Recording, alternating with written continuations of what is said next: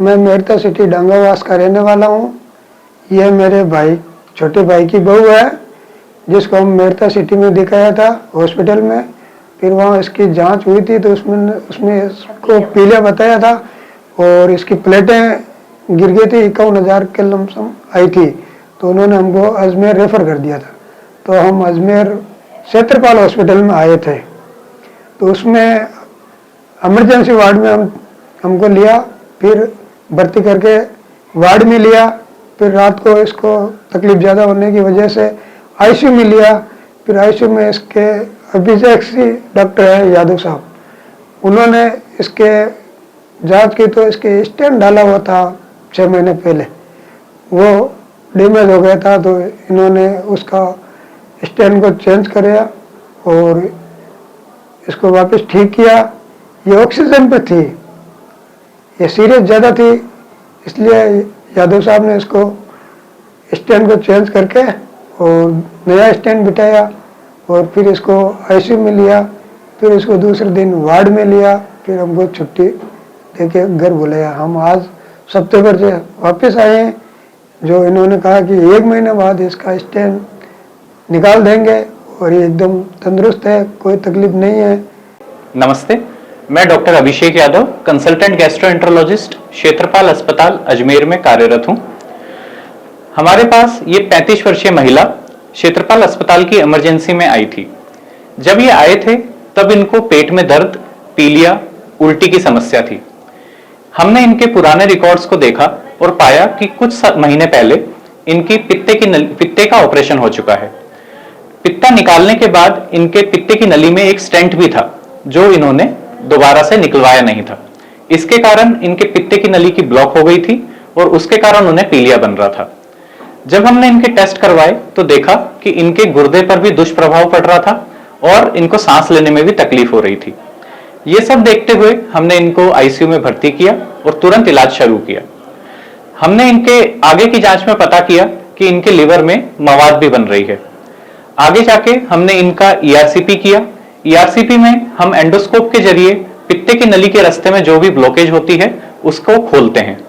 हमने इनके पुराने पड़े स्टेंट को निकाला और उस स्टेंट को निकालने के बाद देखा गया कि वो स्टेंट पूरी तरीके से ब्लॉक हो चुका था और लिवर में से पित्ते के रास्ते में से मवाद बाहर आ रही थी। हमने वहां पे एक नया स्टेंट डाला और उस मवाद को क्लियर किया। प्रोसीजर होने के बाद हमने मरीज को आईसीयू में 1 दिन के लिए मॉनिटरिंग पे रखा। पेशेंट के रिपोर्ट्स में और पेशेंट के ऑक्सीजन के रिक्वायरमेंट में भी कमी आई और फिर उनको जनरल वार्ड में लिया गया। प्रोसीजर के 2 दिन बाद मरीज पूर्ण रूप से स्वस्थ हो गया, उनके गुर्दे का फंक्शन भी अच्छा हो गया, लिवर के टेस्ट भी नॉर्मल आने लगे। तब हमने उनको छुट्टी कर दी। यहां हमें देखने को मिला कि पित्ते की नली के ब्लॉकेज के कारण मरीज के लिवर में पस बन गई थी, मवाद बन गई थी और उसके कई ऑर्गन फेल होने लग गए थे। यहाँ पे ये ध्यान देने योग्य बात है कि जब भी आपका कोई ऐसा प्रोसीजर हो रखा हो, जैसे कि माने पित्ते की पथरी का ऑपरेशन हो रखा हो या पहले से कभी कोई स्टेंट डला हो या पहले कोई ऐसी हिस्ट्री हो जिसके अंदर पित्ते की नली में पथरी रही हो या ब्लॉकेज रहा हो, तो वह कंडीशन सीरियस होती है और आगे जाके प्रॉब्लम कर सकती है। तो जब भी आपको डॉक्टर उनको फॉलोअप पे बुलाए तब उनको रेगुलरली डॉक्टर को दिखाना होता है। ये स्टेंट की जिंदगी भर के लिए नहीं रहती है, इनको 2 या 3 महीने के ऊपर चेंज करना पड़ता है और उस रास्ते को खोलना पड़ता है। यहाँ पे हमने यही किया कि वह स्टेंट बहुत लंबे समय से छूटा हुआ था जिसके कारण लिवर में मवाद बन गई थी। हमने उस स्टेंट को चेंज किया और मरीज पूर्ण रूप से स्वस्थ हो गया। आगे हमारा प्लान ये रहेगा कि हम उस स्टेंट को निकाल दें ताकि मरीज को दोबारा से वो स्टेंट ब्लॉकेज की समस्या ना हो और पित्ते का रास्ता हमेशा के लिए खुला रहे। क्षेत्रपाल अस्पताल में गैस्ट्रोलॉजी विभाग में एंडोस्कोपी, कोलोनोस्कोपी और ईआरसीपी की सुविधाएं उपलब्ध हैं। एंडोस्कोपी के अंदर हम मुंह से लेके खाने की नली, पेट, स्टमक और ड्यूडेनम, जो आगे खाने की नली होती है, वहां तक कैमरे से जांच कर सकते हैं। वहां पे कोई इन्फेक्शन हो, ग्रोथ हो, उसकी भी पता लगा सकते हैं। जैसे कोई खून की उल्टियां करके जो पेशेंट आते हैं, अगर कोई वैसी ब्लीडिंग की भी दिक्कत होती है, उसके लिए भी हम यहाँ एंडोस्कोपी करते हैं। नीचे लैट्रिन के रास्ते की जांच जो कोलोनोस्कोपी बोली जाती है, जो मलद्वार के रास्ते अपन बड़ी आंत की और छोटी आंत की भी जांच कर सकते हैं, जिसमें देखा जा सकता है कि कुछ लोगों को कब्जी की शिकायत रहती है या लैट्रिन के रास्ते खून आने की शिकायत रहती है या बार बार दस्त लगते हैं।